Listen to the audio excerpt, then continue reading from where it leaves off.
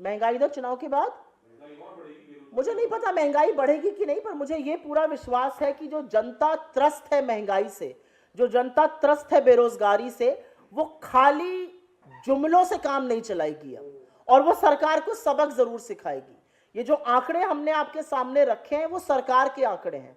आज जो मैन्युफैक्चरिंग और सर्विसेज में नौकरी कम हो रही है और लोग खेतीहर मजदूरी करने को विवश हैं, वो जरूर अपने वोट से इसका जवाब देंगे।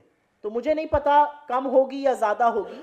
मैं दो चार चीजें जानती हूं इकोनॉमी के बारे में, और उनमें से एक चीज ये है कि जब वैश्विक हालात सुधरे तो हमारे आपके हालात नहीं सुधरे। जब क्रूड ऑयल 20 पर भी पहुंच गया था, पेट्रोल डीजल के दाम में कमी नहीं हुई थी। 40% कम हो गए क्रूड ऑयल के प्राइसेस पिछले एक साल में। क्या आपका पेट्रोल डीजल का दाम कम हुआ है? क्या आपका एलपीजी सिलेंडर का दाम घटाया गया है? सवाल इस बात का है। सवाल इस बात का है कि सरकार निर्लज्जता से भले कहे कि बेरोजगारी नहीं है। अगर बेरोजगारी नहीं है तो 15.5 करोड़ ये लोग कौन है जो मनरेगा में मजदूरी करने को विवश है? सरकार को क्यों 26,000 करोड़ रुपए इस वित्तीय वर्ष में एक्स्ट्रा खर्चा करना पड़ा? 60,000 करोड़ बजट था, खर्चा करना पड़ा 86,000 करोड़। और अभी तो सिर्फ रिवाइज्ड आंकड़े बता रही हूं, एक्चुअल्स नहीं, एक्चुअल्स इससे ज्यादा होगा। पहले इस पे पूछ लें अर्थव्यवस्था पर। मुझे लगता है सरकार का कच्चा चिट्ठा जानना और सुनना जरूरी है। किस तरह से बिना पलक झपकाए झूठ बोलती है ये सरकार, किस तरह से जुमलों में लोगों को फंसाती है, और पिछले 10 सालों से जो जुमला नॉमिक्स का नतीजा है, आज हम इस कगार पे पहुंच गए कि जो इन्वेस्टमेंट डेस्टिनेशन हम हुआ करते थे उसमें भी हम लगातार डिप हो रहे हैं। हमारे यहाँ प्राइवेट इन्वेस्टमेंट नहीं हो रहा है, उपभोग डिप हो रहा है। ये चिंता के विषय है, इस पर बात करनी चाहिए। कोई और सवाल अगर इसका ना हो तो फिर मैं बाकी सवाल लूंगी।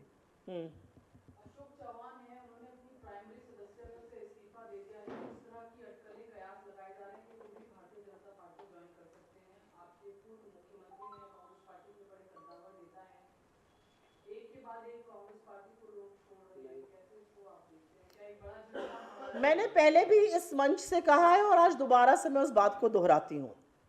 मैं इस खबर की ना पुष्टि कर सकती हूँ और ना इसको डिनाई कर सकती हूँ, क्योंकि मेरे पास अधिकृत तौर पे कोई जानकारी इसकी नहीं है। लेकिन अगर आप जो कह रही हैं वो सच है, तो मैंने इस मंच से पहले भी कहा है कि आज विपक्ष की राजनीति करना बहुत मुश्किल है। आज इस सरकार की आंख में आंख डालकर ये बोलना कि आपका ये सारा फर्जीवाड़ा झूठा है, आपका व्हाइट पेपर गलत है, आपके कच्चे चिट्ठे का हम खुलासा कर रहे हैं, बहुत मुश्किल है।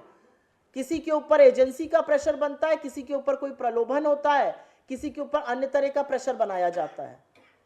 आप जितने लोगों ने पिछले कुछ दिनों में छोड़ा है उन सबके ईडी के केसेस देख लीजिए, तो मुझे लगता है पिक्चर अपने आप बहुत साफ हो जाएगी। आज की तारीख में विपक्ष की राजनीति करना, आज की तारीख में विपक्ष की राजनीति मुस्तैदी से करना बहुत मुश्किल है। और वही कर सकता है जिसके अंदर कलेजा है, जिसके अंदर मादा है, जिसके अंदर शिद्दत है लड़ने की। जो सरकार से कहता है डाल दो जेल में, लेकिन तुम्हारी खिलाफत तो करूंगा और सच के लिए खड़ा रहूंगा। और मुझे ऐसा लगता है ये काम बखूबी से राहुल गांधी जी कर रहे हैं, जो सच के साथ खड़े हैं, जो मुस्तैदी से पुरजोर तरीके से ये लड़ाई लड़ सकते हैं, वो उनके साथ रहेंगे। अन्यथा जो जाएगा उसके ऊपर कोई ना कोई प्रेशर जरूर रहा होगा।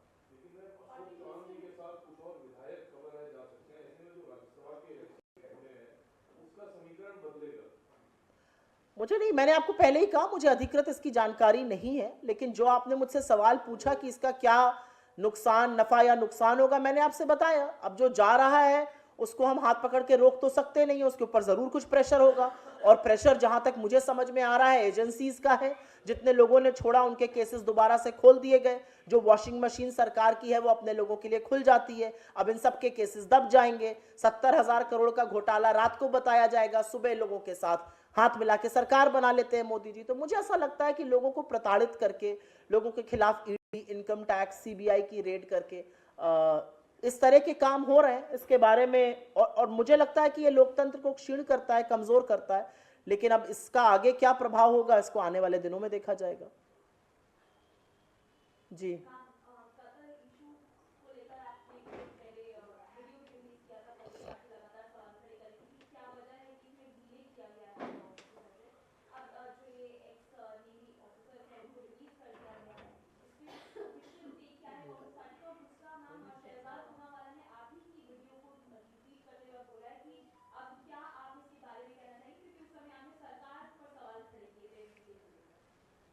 जिन 8 लोगों को आज रिलीज किया गया है वो कभी जेल जाने ही नहीं चाहिए थे।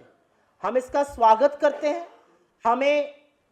हम राहत महसूस करते हैं कि उन परिवारों के पास वो लोग लौटे, लेकिन स्थिति यहां तक पहुंची क्यों? उनके परिवारों को नहीं पता था, देश को नहीं पता था कि उनके खिलाफ क्या मुकदमा चल रहा है। उनके परिवारों ने सार्वजनिक रूप से यह कहा था कि उनको इसके बारे में नहीं पता था। तो मुझे ऐसा लगता है स्थिति इतनी गंभीर पहुंची क्यों? उनको मौत की सजा तक यह स्थिति पहुंची क्यों? सवाल इस बात का है। कतर के साथ हम 50 वर्ष के लोकतांत्रिक रिलेशंस, बायलैटरल रिलेशंस की एनिवर्सरी मना रहे हैं, और हमारे लोगों को क्यों इस हद तक ये बात क्यों पहुंची जहां पर ऐसा करना पड़ा? मुझे ऐसा लगता है, मैं बहुत शुक्रगुजार हूं कि हमने इस मंच से इस बात को उठाया, सोती हुई सरकार को जगाया, क्योंकि सरकार में हमारे सांसदों ने भी सरकार को जगाने की चेष्टा की थी सदन में, तब सरकार ने इसकी अनदेखी करी थी। अगर सरकार ने समय रहते कार्रवाई की होती तो ये जो 2-3 महीने असमंजस के थे, जहां पर उनको मौत की सजा सुनाई गई, जहां पर हमको ज्यादा कूटनीति करनी पड़ी, उनको वापस लाना पड़ा, हर बार आप विफल होंगे और फिर अगर कोई सोल्यूशन निकल आएगा तो आपकी जीत होगी।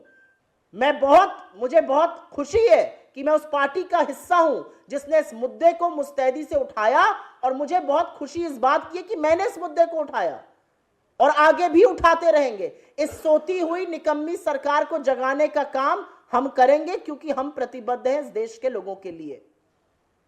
सुप्रिया जी, क्या भारत जोड़ो यात्रा, जो भारत जोड़ो न्याय यात्रा चल रही है, उसका ड्यूरेशन कुछ कम किया गया है? नहीं, मुझे नहीं लगता इसकी कोई अधिकृत जानकारी है। कुछ लोगों ने रिपोर्ट किया है, जयराम जी ने अभी थोड़ी देर पहले एक प्रेस कॉन्फ्रेंस में भी कहा है कि इसकी कोई पुष्टि नहीं है, ऐसा कोई अभी तक प्रपोजल नहीं आया है। और कोई सवाल? जी जी हाँ।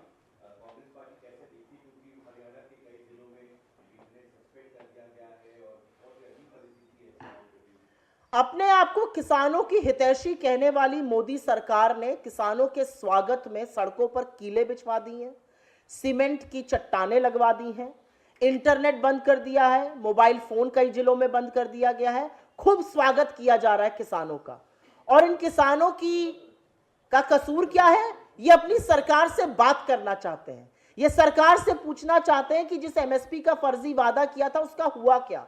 ये पूछना चाहते हैं कि अभी भी एनएसए के अंतर्गत हमारे खिलाफ मुकदमे क्यों चल रहे हैं। ये पूछना चाहते हैं कि जो आय दुगनी करने की बात थी उसका क्या कर रहे हैं। इन किसानों को इंसाफ देने के बजाय सरकार ने इन किसानों के खिलाफ एक षड्यंत्र रचा है।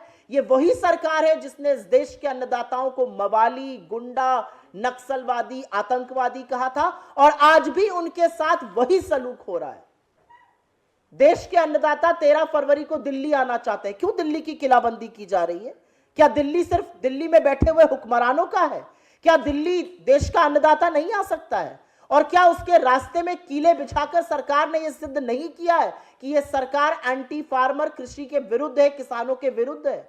उन किसानों से जिनसे आपने डीजल की कीमतें वसूल करी, जिसके ऊपर आपने जीएसटी लगाया, जिसके ऊपर आपने एनएसए के तहत मुकदमे लगाए, और आज जब वो कहते हैं कि बात कीजिए हमसे, एमएसपी का झूठा वादा आपने किया, आपने कहा एमएसपी की कमेटी बन रही है, कहां है वो कमेटी? क्या किया उस कमेटी में? कहां है उसका decision?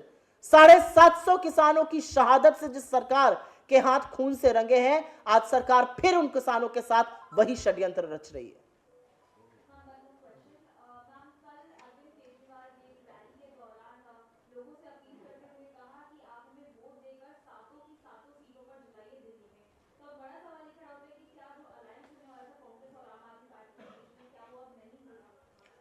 I think any talk of alliance is happening. I think any talk of alliance is not happening at my level. It's happening at a much senior level. It's happening between heads of political parties. It's happening through the committee that has some of our senior most leaders.